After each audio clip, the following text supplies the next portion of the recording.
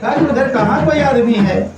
कहा कि आप लोग के मालूम नहीं है एक बार सारे भीड़ जो थी बंधुओं से बाबा साहब की मैंने आगे आगे बाबा साहब और सारी भीड़ पीछे से चल दिया।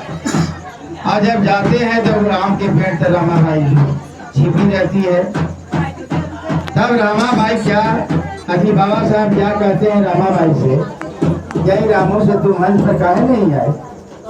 कहें कि साहब मैं 12 को फ्रेम लगा के सड़िया पहन के आया हूँ।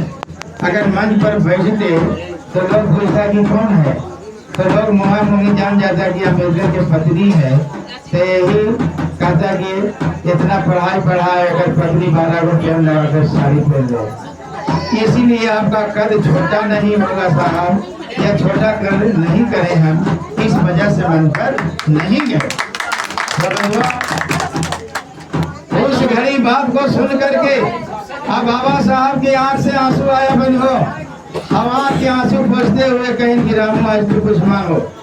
कहें कि साहब आप तो पढ़ के आए हैं से हमको क्या दीजिएगा, आपके पास पैसा है कहाँ? तो कुछ तो मांगो हम देंगे।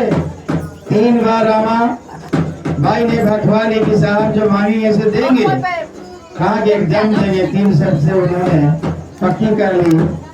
तो जानते हैं क्या मांगती है? कहते कि साहब अगर पढ़ लिख करके आप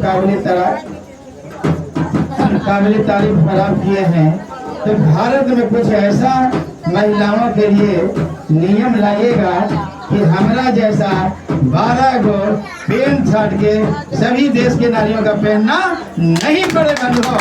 इसलिए भारतीय संविधान में बाबा साहब महिलाओं का अधिकार दिए।